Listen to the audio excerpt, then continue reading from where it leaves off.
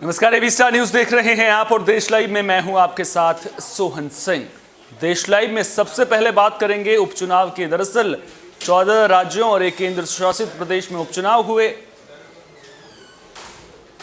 इस दौरान 29 विधानसभा और 3 लोकसभा सीटों पर वोटिंग हुई, जिसमें बीजेपी ने अपने सहयोगियों के साथ असम समेत नॉर्थ ईस्ट में क्लीन स्वीप किया है। वहीं पश्चिम बंगाल में टीएमसी और कांग्रेस ने हिमाचल प्रदेश में एक बड़ा उलटफेर किया है। राजस्थान में कांग्रेस ने अपना कब्जा जमाया है।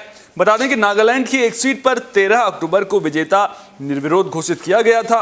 इन उपचुनावों में बीजेपी के पास खुशी के कारण हैं असम, मध्य प्रदेश, उत्तर पूर्व और तेलंगाना, जहां बीजेपी ने कई सीटें जीती हैं। हालांकि बीजेपी के लिए हिमाचल प्रदेश, कर्नाटक और बंगाल में प्रदर्शन चिंताजनक रहा है। कांग्रेस हिमाचल प्रदेश, राजस्थान और कर्नाटक में अपने प्रदर्शन से खुश नजर आ रही है। कर्नाटक में उसने वर्तमान मुख्यमंत्री बीएस बोम्मई के गृह जिले में सीट जीतकर बड़ा झटका दिया है। हालांकि असम में कांग्रेस का प्रदर्शन काफी निराशाजनक रहा है। बिहार की बात करें तो यहां जेडीयू ने दमदार प्रदर्शन किया है। आरजेडी एक भी सीट नहीं जीत पाई है। वहीं दादर और नगर हवेली शिवसेना के लिए महाराष्ट्र के बाहर पहली लोकसभा सीट बन गई है। इसके अलावा हरियाणा में इंडियन नेशनल लोकदल के अभय चौटाला ने 3 विवादास्पद केंद्रीय कृषि कानूनों का विरोध करने के लिए खाली की गई सीट को वापस जीत लिया है। यूपी समेत 5 राज्यों में अगले साल की शुरुआत में होने वाले विधानसभा चुनावों से पहले यह अंतिम दौर का उपचुनाव है। कुल मिलाकर बीजेपी और उसके सहयोगियों ने 16 विधानसभा सीटों और 1 लोकसभा सीट पर जीत हासिल की है। कांग्रेस ने 8 विधानसभा सीटों और 1 लोकसभा सीट पर जीत हासिल की है। वहीं अन्य विपक्षी दलों ने 6 विधानसभा और 1 लोकसभा सीट जीती है।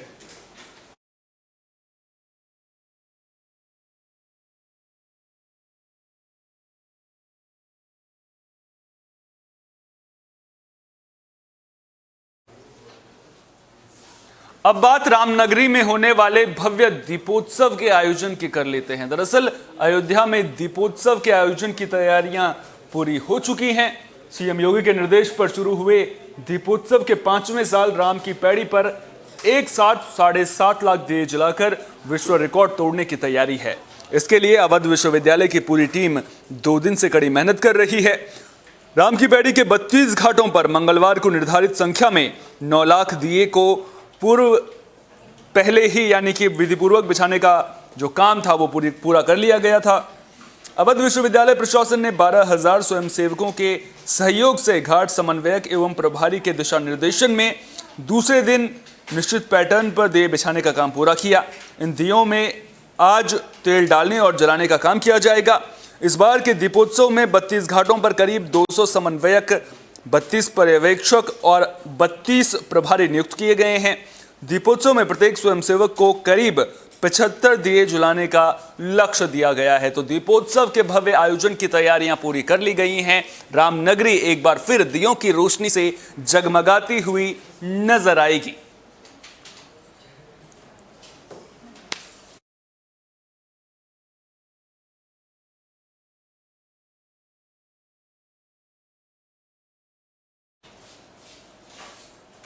कोरोना पर वैक्सीन का वॉर लगातार जारी है। लगातार वैक्सीनेशन को बढ़ावा दिया जा रहा है, लेकिन अभी भी एक चिंता बनी हुई थी कि आखिर छोटे बच्चों को वैक्सीन कब लगेगी। तो इसमें अमेरिका ने अब बड़ी कामयाबी हासिल कर ली है। अमेरिका 5 से 11 साल के बच्चों का टीकाकरण जल्द शुरू करने वाला है। तो दुनिया में कोरोना महामारी का कहर लगातार जारी है। वयस्क लोगों की जिंदगी बचाने के लिए जहां लगातार टीकाकरण जारी है, वहीं अब अमेरिका में बच्चों की वैक्सीन की उम्मीद लगाए बैठे अभिभावकों का इंतजार भी खत्म होने वाला है। दरअसल अमेरिका में 8 नवंबर से 5 से 11 साल के बच्चों को फाइजर की वैक्सीन लगाई जाएगी। इस कामयाबी पर राष्ट्रपति जो बाइडेन ने कहा कि ये एक टर्निंग पॉइंट है। अमेरिका का ये फैसला बच्चों के दूसरों को वायरस फैलाने की आशंकाओं को कम करेगा।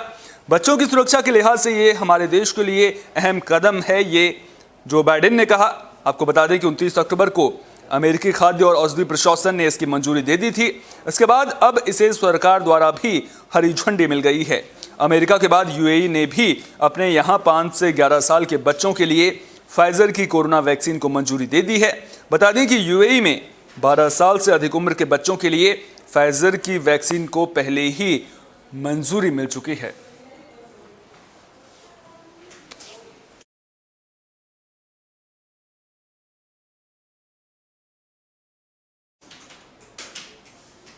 अब बात दिल्ली में वायु प्रदूषण की कर लेते हैं। दरअसल लगातार 3 दिनों से जो दिल्ली की हवा है वो बिगड़ रही है और जल्द ही अगर हालात ऐसे रहे तो ये हवा दमघूंटू बन जाएगी। तो दिल्ली एनसीआर की हवा 3 दिन से लगातार बिगड़ रही है। 24 घंटे में एनसीआर के अधिकांश शहरों के साथ साथ दिल्ली की हवा बहुत खराब श्रेणी में दर्ज की गई। राजधानी का सबसे प्रदूषित इलाका बवाना 345 औसत वायु गुणवत्ता सूचकांक के साथ रहा। इसके बाद नरेला सबसे प्रदूषित इलाका दर्ज किया गया। सफर इंडिया के मुताबिक दिवाली की रात तक वायु गुणवत्ता का स्तर गंभीर श्रेणी में पहुंच सकता है। केंद्रीय प्रदूषण नियंत्रण बोर्ड यानी सीपीसीबी के मुताबिक मंगलवार को दिल्ली का औसत वायु गुणवत्ता सूचकांक 24 अंकों की बढ़ोतरी के साथ 303 रहा, जो कि एक दिन पहले 281 था। इसके अलावा फरीदाबाद का AQI 306, गाजियाबाद का 334, ग्रेटर नोएडा का 276, गुरुग्राम का 287 और नोएडा का 303 AQI रहा है। तो दिल्ली की हवा लगातार खराब हो रही है और अब हवा का स्तर ज्यादा ना बिगड़े, इसके लिए जिम्मेदारी सभी की बनती है। सरकार अपने ओर से कदम उठा रही है, लेकिन अब लोग कितना साथ देंगे ये देखने वाली बात होगी।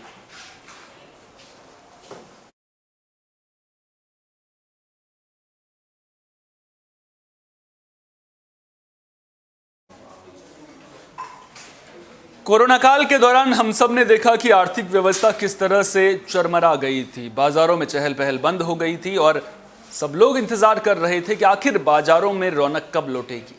धनतेरस के दिन वो चहल पहल देखने को मिली है और जो मंदी के काले बादल बाजारों पर छाए हुए थे वो छंटते हुए नजर आए हैं। तो ग्राहकों की भीड़ से बाजार इस दौरान खिल उठा। कारोबारी पूरी तरह से उत्साहित नजर आए। धनतेरस के मौके पर बाजारों में खूब धूम देखने को मिली। दुकानों में देर रात तक कारोबार का सिलसिला जारी रहा। सर्राफा, बर्तन, इलेक्ट्रॉनिक, कपड़ा, मोबाइल आदि सेक्टरों के शोरूम पर ग्राहकों की भीड़ देखने को मिली।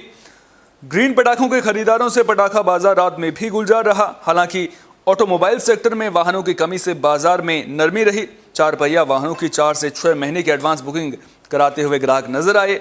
व्यापारियों के मुताबिक धनतेरस पर करीब 1905 करोड़ के कारोबार का अनुमान है। तो जो मंदी बाजारों में छाई हुई थी, जिसके बाद उम्मीद बाजार ये लगाए बैठे थे कि आखिर कब ये रौनक लौटेगी और त्योहारों से बाजारों को बड़ी उम्मीदें थी। और अब जब धनतेरस का मौका था तो इस मौके पर बाजारों में वो रौनक लौटी, चहल पहल लौटी, लोग खरीदारी करते हुए नजर आए।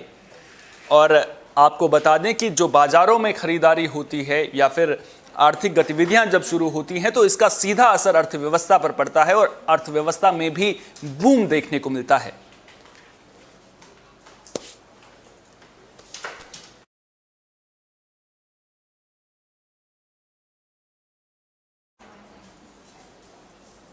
देश लाइव में फिलहाल के लिए इतना ही। देश दुनिया की तमाम अहम खबरों के लिए आप जुड़े रहिए AB स्टार न्यूज के साथ, क्योंकि यहां पर खबरों का सिलसिला कभी नहीं थमता।